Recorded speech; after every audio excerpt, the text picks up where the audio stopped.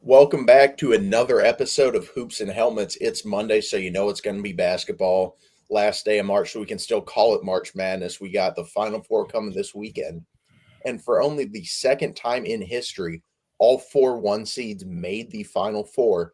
Carson, we said it before in an earlier episode, but where is the madness in March Madness? Well, I mean, it's not here clearly. I when we did this segment earlier, I had the take that Madness hadn't really gone anywhere. It just, I guess, shrank to a lower level. But you can't say that anymore. I mean, it's all number one seeds in the Final Four, and just a shocking amount of non upsets. Um, Throughout the entire tournament. I mean, the biggest upset we got was Clemson McNeese, and that was a 5-12 seed. We got another 5-12 seed on the other side with Memphis and Colorado State. But other than that, I mean, we were talking about it before the show. Like St. John's, Arkansas, that is an upset, but like Arkansas is still a in a power conference, and they have John Calipari, so it just feels weird to call it that. And yeah, the madness has officially gone now. Um, all the best teams are are where they're supposed to be, which is in the Final Four, all one seeds. And I have a theory to this, Aaron. I was thinking about it because I mean it's historic. It's only happened one other time, and my theory is this: less upsets in the earlier rounds um, led to lead to like better effort from higher seeds in later rounds. And let me explain. If you we think back to that Clemson McNeese game, why did Clemson lose? Was it because McNeese was better than them? No, absolutely not. Clemson was the better team. Was it because McNeese matched up particularly well with Clemson? I'd say no. Um, Clemson should have won that game, not 10 times out of 10, but I guess this was the one time where they don't win it. And it's just because Clemson didn't take them seriously.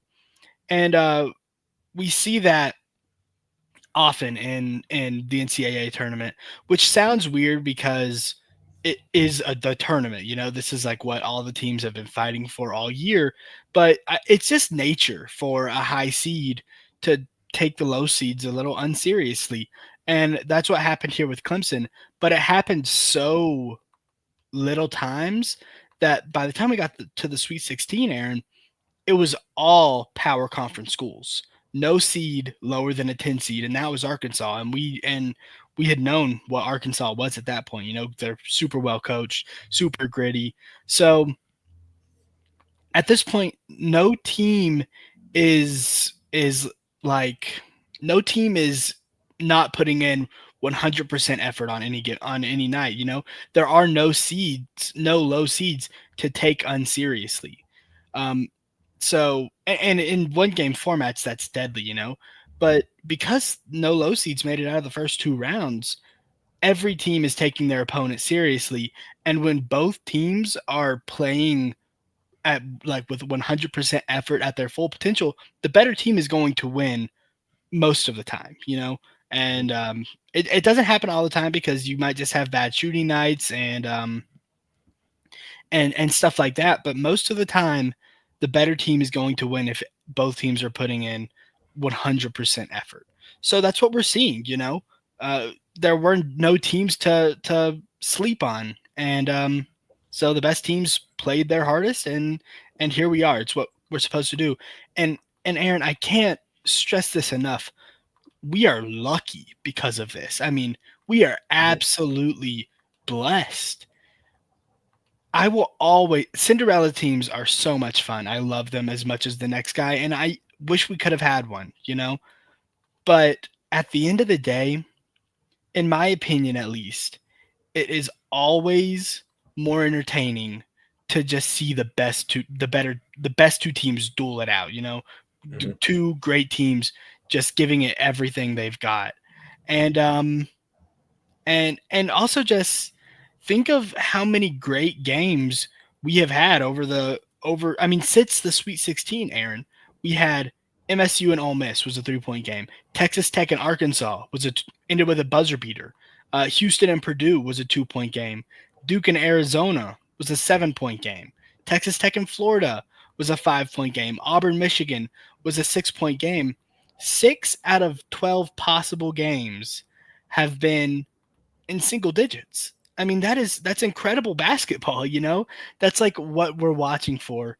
And so, yeah, I think that we are just lucky um, to see these great teams battle it out, because eventually with a Cinderella team, what ends up happening is they make it to the Elite Eight, they make it to the Final Four, and they get absolutely dominated by a great team. And the run there is fun, and then it's kind of a boring last game. So yeah, it's all about the good teams, and that's what we've got this year.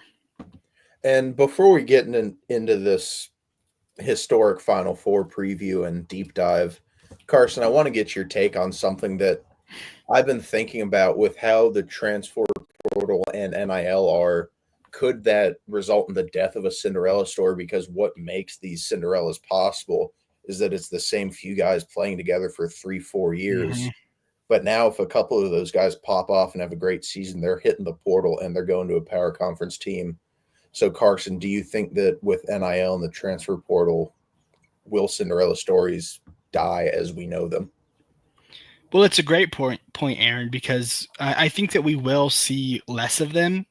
I can't say that they're going to die in total, though, just because the NCAA tournament is a one-game format. And in one-game formats, the best team does not always win. It's not like the NBA or the MLB where you get 7-game series. Sometimes the worst team just has a better game. So I don't want to say that Cinderella stories are going to be completely gone, because I do think that we'll have them. It's probably going to be a lot less frequent, and they probably won't go as far. Sweet 16 and Elite 8 will probably be as far as they get. Final Four isn't very likely anymore. That doesn't mean that it's all going to be 1 seeds every year. They're like, we'll have 2 seeds and 3 seeds and 4 seeds all the time, but like these 12 seeds and 11 seeds, like they probably won't be getting as far as they used to. And the transfer portal and NIL is a huge part of that. But I also necessarily don't think that's a terrible thing. We'll see it every once in a while, and it'll be like so novel. We've gotten really used to Cinderella stories in the past few years.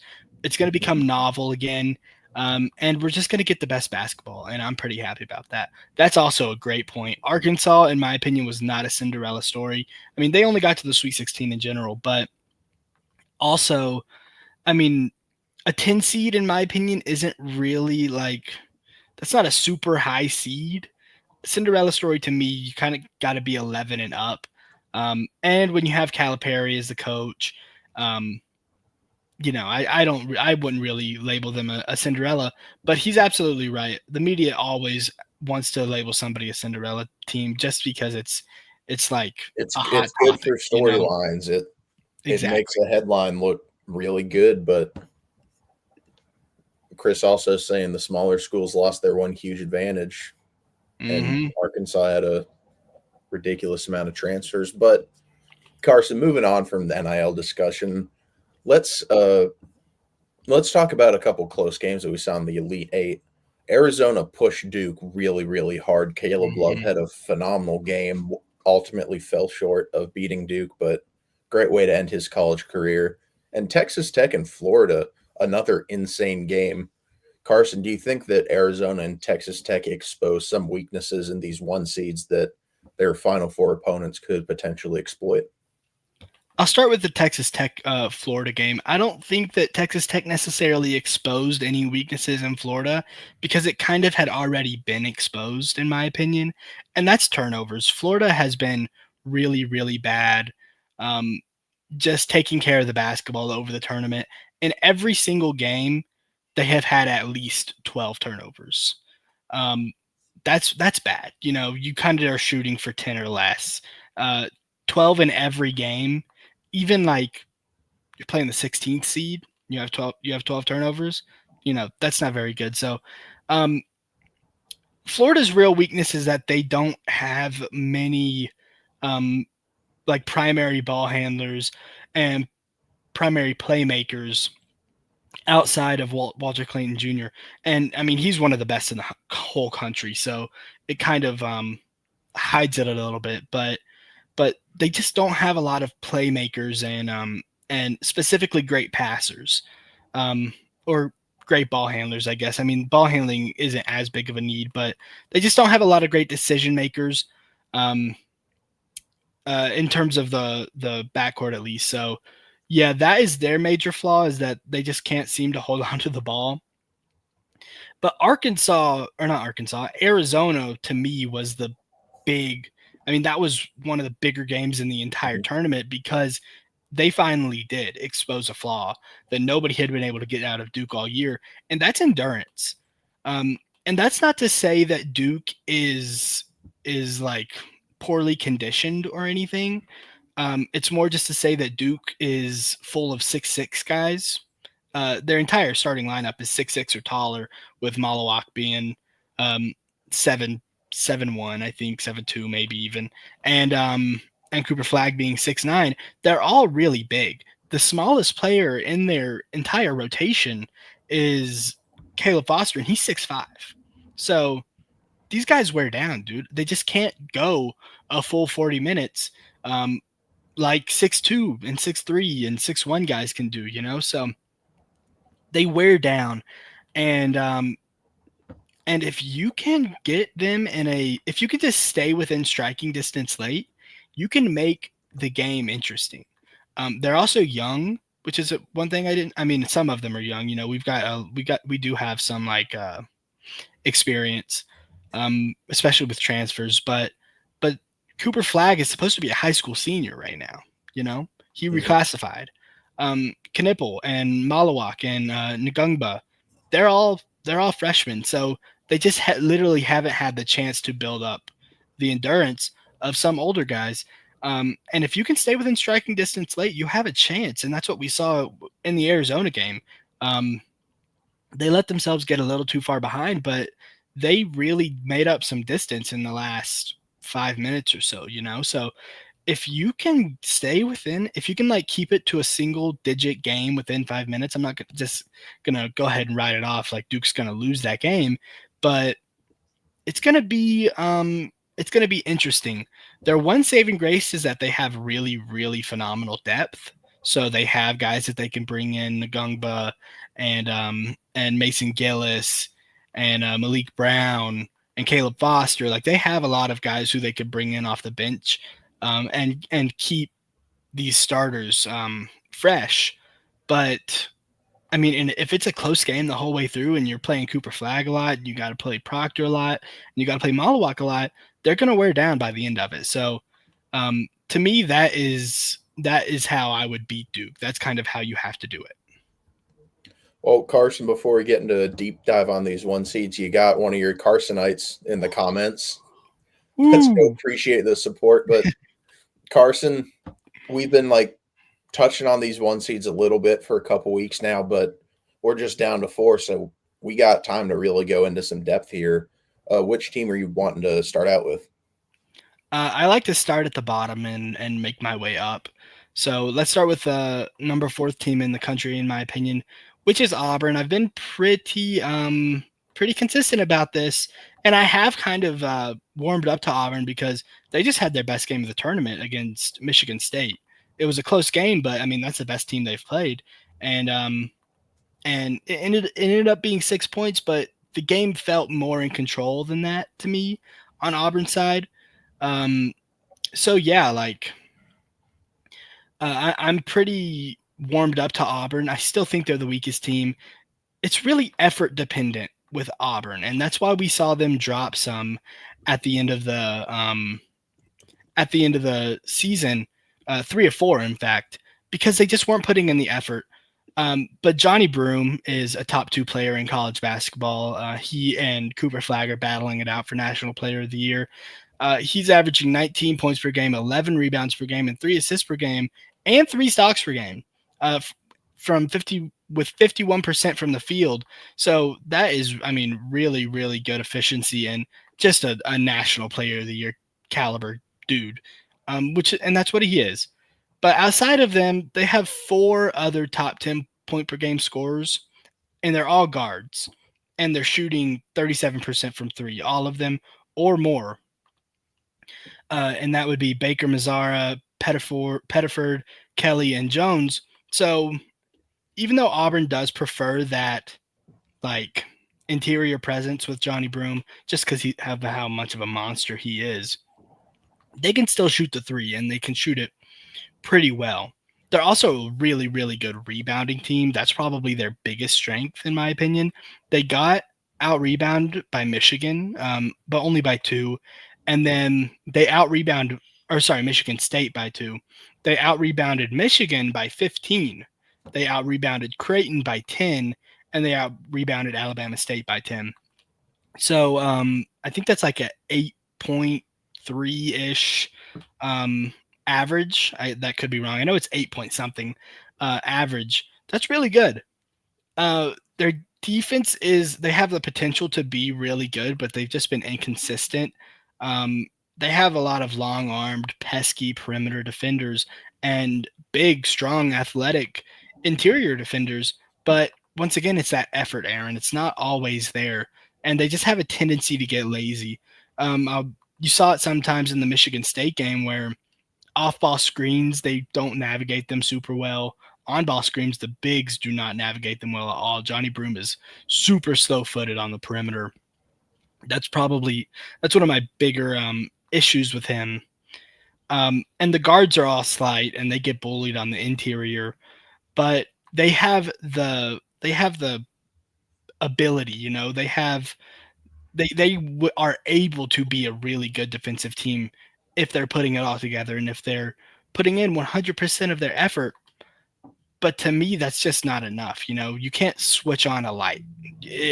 A basketball team is not a light switch that you can just go on and off every once in a while. It's got to be on 100% of the time.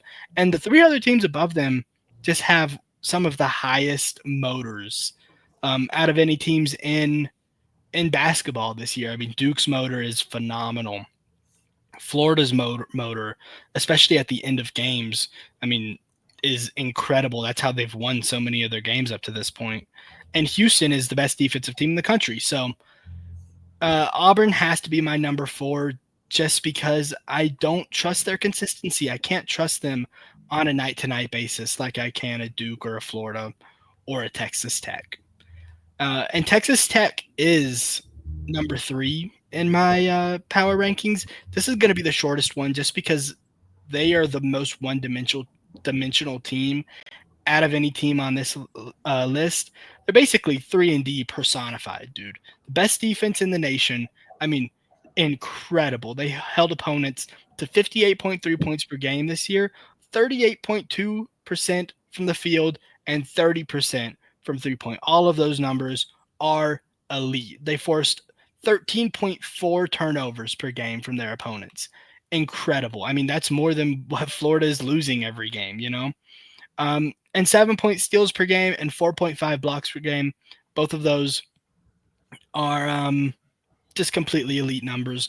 They're the best defensive team in the entire nation, but they're also the best 3-point shooting team in the nation. They lead the nation in field goal percentage, basically shooting 40% as a team. That's incredible. I mean, in college, like if you're shooting 36, 37%, you're a decent 3-point shooter. So 40% as a team is amazing. They have 3 starters shooting 42% or better from 3. 42%, dude. I mean, you're getting 3 points basically half of the time. That's amazing. And obviously they have great spacing offensively. They have really good off-ball movement coming off screens, a bunch of willing screeners. They've been making 9 threes or more in every game of the tournament, which is really, really good. Once again, Tennessee also had a good motor, and that is one of the things. Motors can stall out because Tennessee, they could run up and down the court. They could stay in it. It didn't work out against Kentucky, obviously, but Texas Tech, or sorry, Houston, has one really, really good way of winning basketball games, a really reliable way of winning basketball games. The problem is that's their only way. They're really limited offensively outside of their 3-point shot. I mean, they don't really attack the basket all that much. So, and I mean, they just aren't very reliable inside the arc. So it's just something that can be taken away, you know. Um, and if you take that away, they don't have a lot of other avenues to winning basketball games, and that to me is just not a good formula when you're going up against the two other best teams in the nation, and or three, I guess, when that's your other competition. So I really like Houston. I am a sucker for 3-and-D basketball. That's kind of like one of my favorite styles. But it's just when you have nothing outside of that, when you're as limited as they are, eventually you're just going to miss some shots, and you're going to lose the basketball game. And I think that's probably what's going to happen to them. But we'll get into that in a little later. And before we move on, I've got a question from Podcast Smitty. Were we at all surprised with Florida coming back to win in a game that they should have dominated, because Texas Tech was pretty big on Florida at one point? The comeback was, I mean, incredible, and that's what they have done basically all year. They've won multiple games coming back late, or where it was close late, and they just win games like that, So I'm not going to say I'm like super surprised, but at the same time, I don't think Florida should have won that game, dude. If you look at the stats, I don't have them right in front of me, but I'm pretty sure they shot like 20 more free throws, or even more, and made 20 more free throws. So I don't know. I just didn't think that they really deserved to win that game. Yeah, obviously unfortunate for Texas Tech. That was the closest thing that we had to a Cinderella in the Elite Eight, and they went down. But Carsen, let's get back to your deep dive. Who's your second best team left remaining? My second best team left remaining will be the Florida Gators.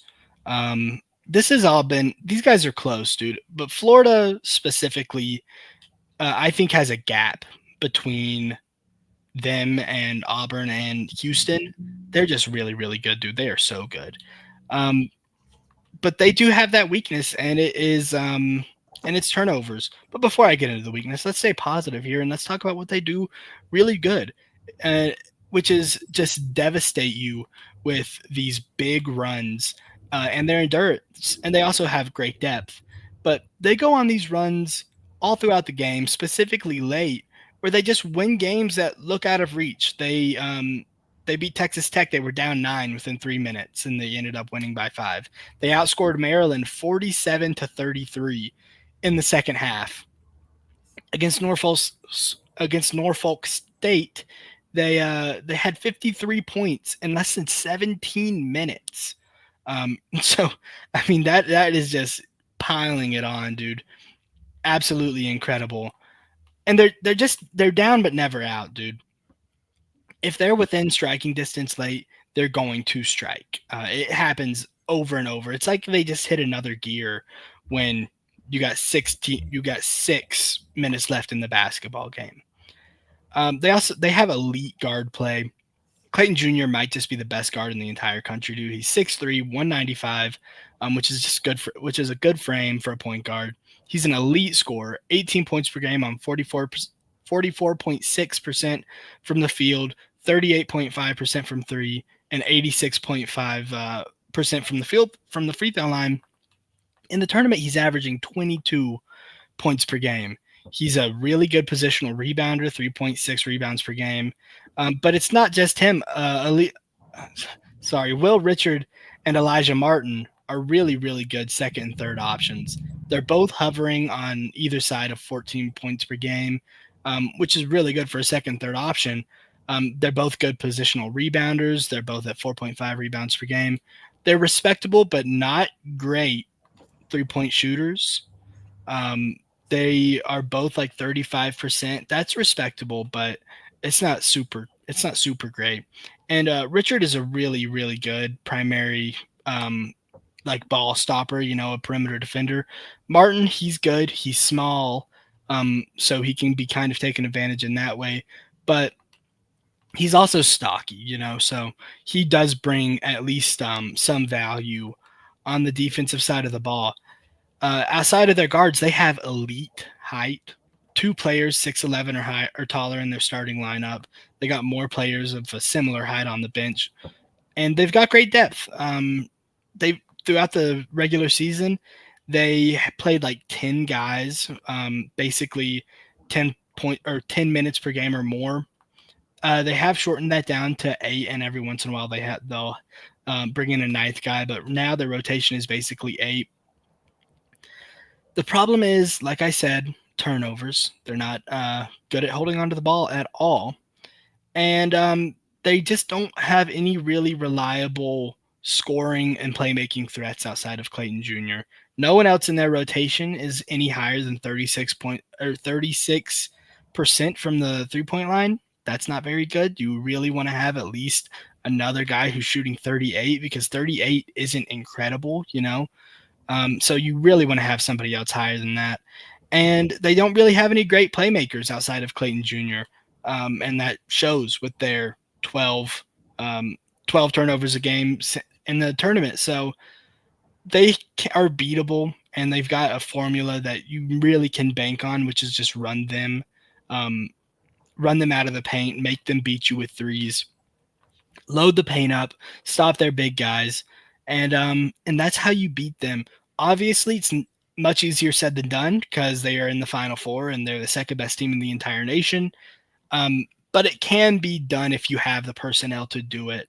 Florida has been one of my favorite teams all year.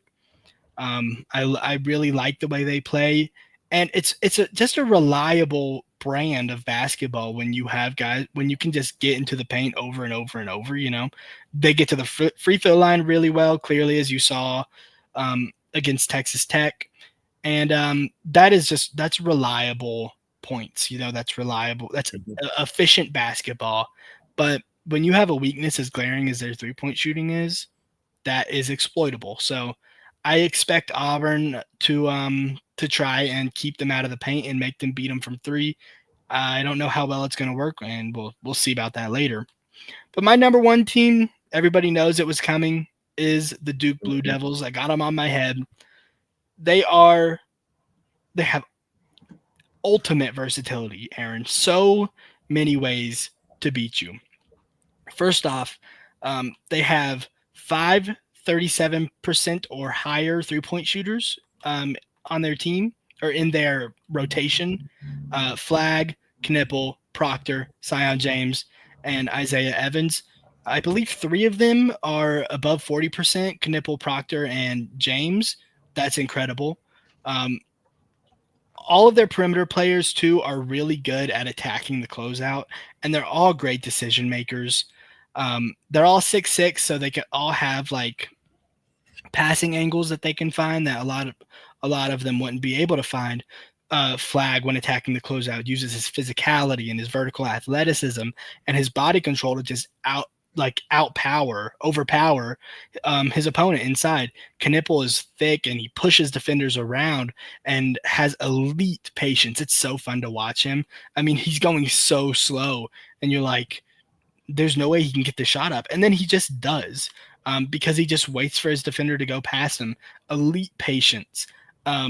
Sion James has elite athleticism and hang time and incredible focus around the basket. He's finishing over bigger defenders where, once again, I'm like, there's no way he's getting that shot off.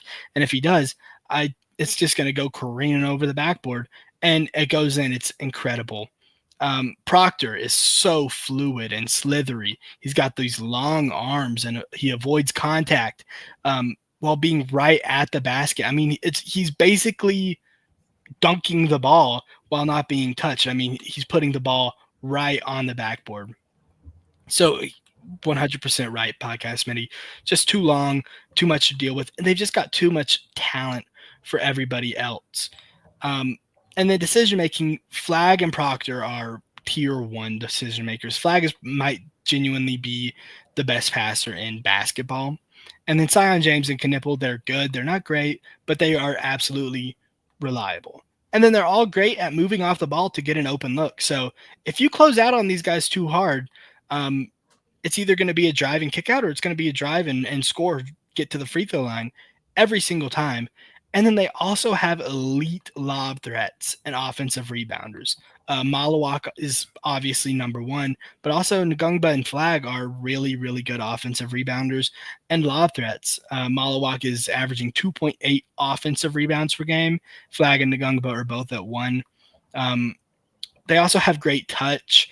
So even if you stop the drive, I mean, especially with Flag, we've seen so many lobs throughout the past 2 games because the closeout comes, Flag gets right past him, and somebody steps up. The center will step up to try to stop him because you always stop ball, and Flag is the best player on the court at any given time. And it's just a lob up to Malawak. It's so impossible to stop.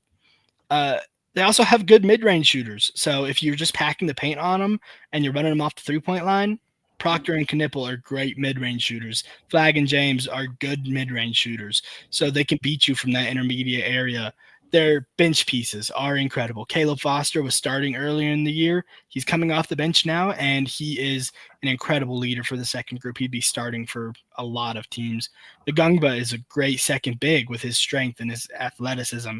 Mason Gillis was an important piece on Purdue's run last year to get to the national championship. Mason Gillis was probably their best defender. Malik Brown is also locked down in the perimeter, and he can switch onto smaller guards. Isaiah Evans is a 41% three-point shooter. He's a good handler of the basketball. And this is all offensively, Aaron. I'm not done. Defensively, every single player is at least a good defender in the rotation. Malawak is at 1.3 blocks per game. He moves his feet insanely well for a 7'2" player of his size, and he holds up guarding perimeter players. Every time I see him switch out to the perimeter, I'm like, here we go. He's a 7'2" guy getting drived on by a 6'3" guy, and he holds up. It's so incredible. I love good defensive versatility. Flag is like the poster child for that. Elite defensive rebounder for a wing. He is an excellent help side rim protector at 1.3 blocks per game. On the perimeter, he's great on ball and on ball, 1.4 steals per game. Knipple, one of the weaker perimeter defenders on this team, but he moves his feet well for a guy his size, and he's a really good interior defender. He's got that strength to hold up with those guys. Proctor, extremely good perimeter defender, long limbs to disrupt passing lanes and to disrupt dribble moves. He gets to steal a game. He can get bullied strength-wise on the inside, but he's still got these really long arms and long legs and good athleticism. It's going to be close, dude. The Gators are really good. It's going to be so close. I can't wait for this, honestly. Just like I'm so excited about it. It's going to be some phenomenal basketball to watch, Carson. I'm excited as well. But before we go on to preview these matchups a little bit more, Podcast Media was asking, do you like the Villanova hire? And for anyone who doesn't know, they hired Kevin Willard from Maryland, who had openly complained about how he thinks the University of Maryland is not funding their basketball program appropriately. And he had also been rumored to be going to Villanova a few days after Villanova fired their former head coach. So while Maryland is actively playing games, their head coach is in disputes with the school about program funding and also rumored to be leaving to another school. Carson, what are your thoughts on Maryland bringing in Kevin Willard? I think it's a really good hire. Maryland was really good this year, and clearly it fell apart at the end. They started being in some close games that they should have just dominated, and they got absolutely demolished against Duke. And that probably had a good bit to deal, like when your coach is publicly disputing with um, the name on your jersey, um, that's going to kind of get in your head as a player and make it hard to play your best for that school. So I think it is a good hire. I think he was a great coach. I think he overachieved with Maryland this year. Um, I mean, Maryland has not been a basketball school ever, basically, and they were this year. So I think it's a good hire. And I mean, if he can bring Villanova back to its former glory, back to 2017, I mean, Aaron doesn't want to see that, Please no. but it would be really awesome, and I'm rooting for him. I think it's a good hire. Okay, and getting back to the Final Four and national championship predictions, Carson, let's kick it off with your Duke Blue Devils going up against Houston. I know you're probably going to be picking Duke, but what are some keys to victory for each team, and how could Houston pull off an upset? Yeah, I am gonna pick Duke. They just have every counter for every team in the nation, and Houston is no difference. I said it already, but Houston's superpower is their defense and their 3-point shooting. But Duke has excellent perimeter defenders with height, with length, with athleticism to bother basically um, every shot that Houston is going to take, and and Houston's defense is going to be the real problem in this game for Duke. But at the same time, I just think Duke's perimeter playmakers are all just smart enough to beat you um, in any way you throw out. I mean, handle whatever coverage is coming at you. If you're going man to man, Duke can beat you one on one. If you're playing zone, Cooper Flag in the middle of the court with the ball at the elbow is basically an immediate 2 points, whether it's a lob or whether it's a shot or whether it's a drive. Basically immediate 2 points. If you're running drop on pick and rolls, they're going to kill you with their 3-point shooting and their intermediate shot making. If you blitz them, they're big enough to make the tough passing angles. They all split doubles effectively. Especially Flag and Proctor, they're really good at splitting doubles. And they can all finish at the rim or lob it over to Malawak. So really, I just don't think Houston. There's no coverage that can take away what Duke can do. And Houston doesn't have the offensive avenues to victory that I think they need. Now, for Houston, the keys to the game, they have to shoot really good from three because that's their superpower. And they're not getting anything else really anywhere else. So they have to shoot at least like 45% from three. I would be more comfortable if they were shooting 50% from three. Um, that's what they're going to have to do. They also have to force Duke to beat them from deep, just because that is the least efficient shot on the court for Duke. And it's still not like non-efficient. So it's kind of a lose-lose, but I guess that's their best way to keep points off the board for Duke. You have to keep the ball out of Flag's hands. That has basically been a key for every single team, and it has worked for none of them. They have to win the turnover margin convincingly. I mean, it's got to be like 6+ turnover margin, just because Duke can put up so many points, and they're going to hold Houston probably to a pretty low score. So they're going to have to win the turnover margin very convincingly. They also have to get Malawak and Ngungba and Flag in foul trouble. That is probably the most doable thing on this list. Malawak and Ngungba just get in foul trouble themselves basically every game. Flag, it's going to be a little harder, but you have got to get those guys off the court at any chance you can. You have to keep the rebounding margin close. Houston's not a great rebounding team. Duke is a very good rebounding team. So if you're only losing it by 5, I would say that's probably a win. And you have to win the free throw margin. Um, and that I don't think is really doable for Houston because they're so reliant on the three. And when you're shooting that many threes, you're not getting to the line as much. It's just, I mean, that's how it works. The team that drives more is getting more fouls called. So that's what they have to do. That's a lot of keys to the game. And if you've been watching basketball for a long time, the more keys to a game that you have to hit, the less likely you are to win that game. Duke, I have just three keys to the game. They have to stay aggressive offensively, not settle for threes. They have to keep attacking the basket. They have to limit their turnovers. They're pretty good at that, so I'm not super duper worried about that. And they have to chase Houston off the line, and that's hard to do because Houston can get up shots so quickly. Um, on balance or off balance. But if they can run Houston off the line and keep their 3-point attempts down, they win the game. And really, it's that simple for Duke, and it's that difficult for Houston. That's why I'm going to be taking Duke in this game. And I think they're going to make this Houston defense look worse than any team has made them look all year. I mean, I don't want to say elementary, but I think they're going to make them look average defensively. And on offense, I mean, Houston just doesn't have what they need. So, yeah, give me Duke.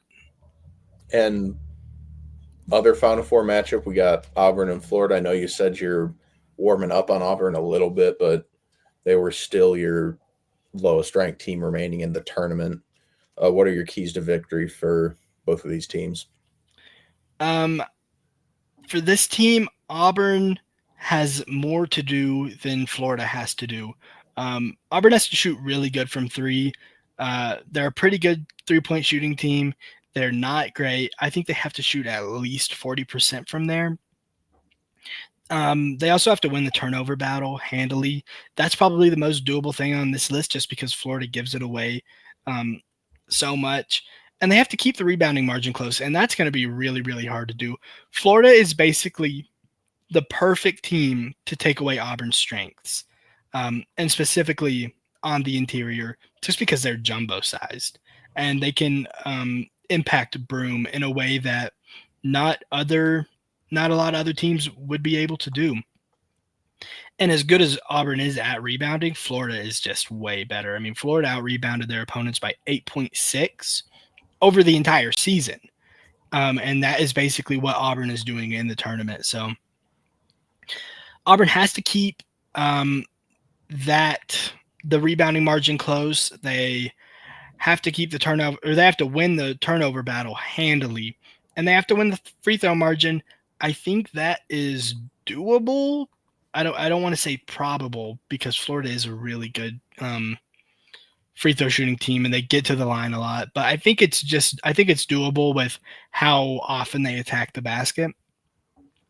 And they have to withstand and even fight off some of these runs that Florida goes on because it's just so demoralizing, when you're up by 5 or up by 6 on a team, and in 3 minutes they put 17 points on you, and now you're down by 12, and you have no momentum, and it's so demoralizing. So Auburn really has to keep their runs in check, and the most important thing is that they just have to be consistently giving their all from start to end. They cannot take plays off. I expect Florida to beat them on some back screens. I expect them to beat them on some ball screens. I expect Florida to win this game. I think it's probably going to be a better game than the Duke Houston one.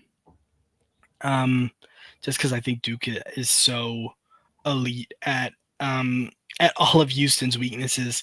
But yeah, I'm gonna take Florida for them. I think they have to shoot like 37% from three. That's very doable. They can't get out rebounded. I think they probably won't. And they have to limit Broom, and that's the hardest thing. A lot of people have tried to do it, and it just doesn't happen very often. And to that point, Janai Broom is coming off of an elbow injury that, if you look at the still frame of that, it looked really, really bad. How big of a role do you think that's going to play into this matchup? Not very much. It did look really bad, but he came back in the game not very long after and sank a three. He's not even a three-point shooter, but he sank a three and basically shut the crowd up at a really, really important time. So I don't think it's going to play too much of a factor, especially when he's not really a shooter. He relies a lot more on his strength and his athleticism to be right at the rim when he scores. Um, you don't really need an elbow to jump high. You don't Mm. really need an elbow to be strong.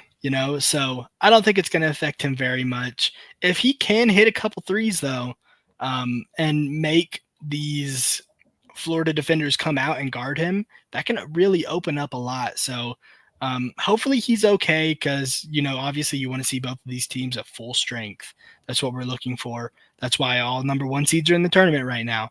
Um, but even if he is at full strength, and I think he is, I think Florida's probably going to win this game. And in this hypothetical national championship, we got Florida and Duke. And Carsen, you've been pretty steady picking Duke, so I have a feeling who you're going to pick again. But how do you think this matchup would play out? Listen, Aaron, this is going to be a game for the ages. I mean, I think it's going to be an instant classic. Um, I'm going to love watching it. Even if Duke wins, or even if Duke loses, I'm going to love watching this game. But Florida's biggest strength is basically Duke's biggest weakness, Aaron, and that is endurance. Um, in highly competitive games, you can just see Duke wear down in that Arizona game. And Duke has a really, really high motor. I mean, all of them, Proctor and Flag and James and Knipple and Malawak, all of their motors are super high, but it can lead to them wearing down towards the end of games. And Florida can go on these incredible late game runs. So that's my first key for both teams. Um, for Duke, you need to have the lead going into like 5 minutes left. You have to, because if you're down at that point and you're worn, Florida won't be. And for Florida, you have to keep it close. You have to stay within striking distance coming to that point. So those are my first two keys for both teams. Um, and then outside of that, I just think Duke kind of has the advantage. Once again, Florida is jumbo sized. And so you can really see, like I could see them getting a lot of blocks and them stopping stuff on the interior, but Duke just has more ways to beat you than that. They can beat you from that intermediate area. They can beat you from the 3-point line. And so Florida isn't going to be able to pack the paint on them. They're going to have some of these bigs come out and guard the perimeter. And it's just not going to go the way that they want. I have a feeling. John Shire is a better coach in this matchup as well. I will just shout that out real quick. Florida has a big weakness that Duke can exploit, and it's not even the turnovers. It's their lack of high-end three-point shooting. It's a lot easier to run Florida off the line than it is to keep Duke out of the paint. And Duke's guards are so big, 6'6" or higher, all pretty stocky other than Proctor. So they will be able to hold their own when they do run them off the 3-point line, if they are able to. And they can even hold their own against bigs. So for Duke, my keys to the game: have the lead going into 5 minutes left, tap into the depth to keep the starters fresh, keep the rebounding battle relatively even. If you can keep it within 5, I think that's probably a win. If you can do like 3 or 2 or even 1, that would be better. And then keep the free throw margin close. That's going to probably be pretty hard. And make Florida beat you from deep. And then for Florida, they need to make at least 38, 39% of threes. Probably should be higher than that. And that's going to be hard for them to do because they're not a very good 3-point shooting team. They need to shoot like 50% overall. They need to keep the turnover margin to at least 3. And you would like it to be smaller than that, just because Duke is so deadly in transition. You need to out rebound Duke by at least 5. You'd like to see higher than that. You need to win the free throw battle by a lot. You can't settle for bad shots. You have to make Duke beat you from deep. And last but certainly not least, keep the ball out of Cooper Flagg's hands. Once again, Florida just has got to do more things right than Duke does, in my opinion, to win this game. And that's why I'm going to take Duke to hang their sixth banner and win the national championship. Well, I really hope that doesn't happen because, like I've said a million times now, all I have left is to be a hater. So I'm going to die on that hill. But is it just hopes, though, Aaron? All you have are hopes, or do you have any? Do you really think Duke could lose? It's really just hope. I do think Duke is by and far the best team in this tournament. They should have been the number 1 overall seed over Auburn. It felt really obvious that it should have been Duke winning the ACC tournament. Auburn didn't win the SEC. But, I mean, everything you've hit on Duke's depth, their size, and they can score at every level. So they're just too deadly and too hard to beat. Yes, Florida has a great endurance and Duke doesn't, but I think Florida's going to need to keep it super, super close late into the game. Maybe they can come back, but Duke is significantly stronger than Texas Tech. So yeah, if Florida is down 10 plus with like 5 minutes left, I don't think it's going to happen. Hey, hopes and dreams are strong, Aaron. They're strong. Mm-hmm. So who knows? Hey, there's always a chance. It's called March Madness for a reason, but that'll do it for this episode of Hoops and Helmets. This has been your host, Aaron Schneider and Carsen Williams. Thanks, everybody, for watching, and hope everyone